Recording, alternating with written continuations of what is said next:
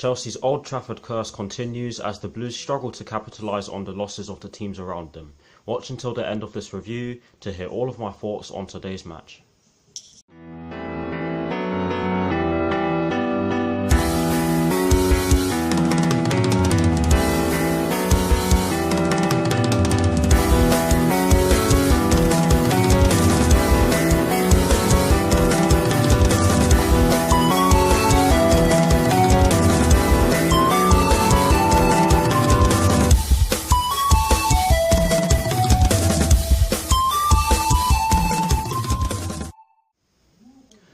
Hello people, welcome to my channel, welcome to another video. This is my review of the game which took place earlier on today at Old Trafford in the Premier League between Manchester United and Chelsea, which ended in a 1-1 draw. So what I'm going to do for you guys in terms of this review is that firstly I'll be giving you the lineup in which Maurizio Sarri fielded at the start of the game, then I'll be giving you my thoughts on the game itself, and lastly I'll be giving you my thoughts on Chelsea's upcoming semi-final first leg fixture which will be played in Germany against Eintracht Frankfurt. So without further ado, let's get straight into this review. So getting straight into the lineup that Maurizio Sarri fielded at the start of the game, and as always, starting off with the formation. It was a 4-3-3 with that deep line playmaker involved. I'm not going to lie to you guys, I'm getting sick of saying that, but in terms of the personnel that Maurizio Sarri went with, he went with Kepa in goal, he went with a back four from right to left of Cesar Azpilicueta, Antonio Rudiger, David Luiz and Marcos Alonso. He went with a midfield three of Jorginho in that deep line playmaker role, with N'Golo Kante and Mateo Kovacic just ahead of him, and he went with a front three from right to left of Willian, Gonzalo Higuain and Eden Hazard. So that was the lineup that Maurizio Sarri fielded at the start of the game. I didn't necessarily agree with it, but yeah, there you go. Now for my thoughts on the match itself, and as always, starting off with the first half. I thought that in the opening exchanges, we tried to hit Manchester United on a few dangerous counter-attacks. We did create a few half chances, but defensively, we were shocking. Quite simply shocking. The goal in which we conceded in the 11th minute just proves what I'm saying. How we allowed Romelu Lukaku to cross the ball, I do not know. How we allowed the ball to actually take a deflection, I do not know. And also how we allowed Juan Mata to actually pull off a shot and score, I do not know. The worst thing about the goal was that there were three people who could have blocked it and not one of them did. Because if any of those players did, it would not have been a goal. But yes, take nothing away from Juan Mata's positioning and his finishing, because it was great.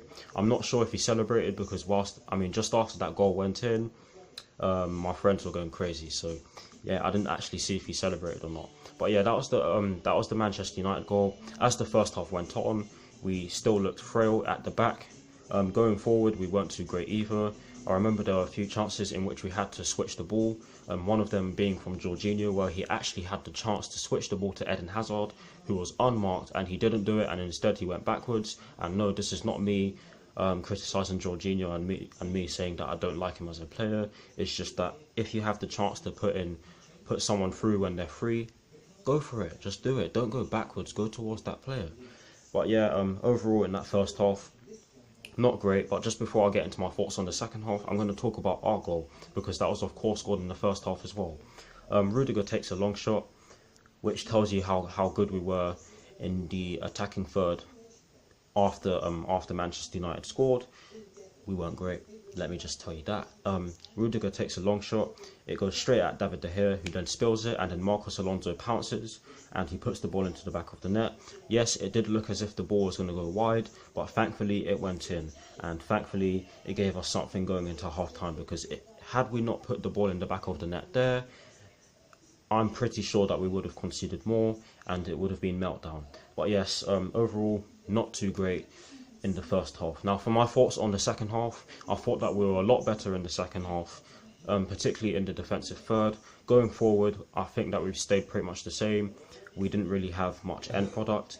I don't remember us having too many shots on target in the second half. I believe overall we only had 3 shots on target. I cannot remember how many shots we had. But yes, we weren't too great in the attacking third today.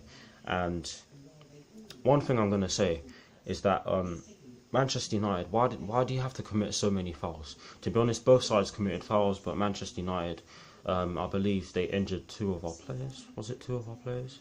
I believe it was Antonio Rudiger and Willian. Yeah, I think it was both of them. They both had to go off. But I'm sorry, I don't understand why Olivier Giroud did not come on for Gonzalo Higuain, who had an absolutely horrible game today. He was absolutely horrible.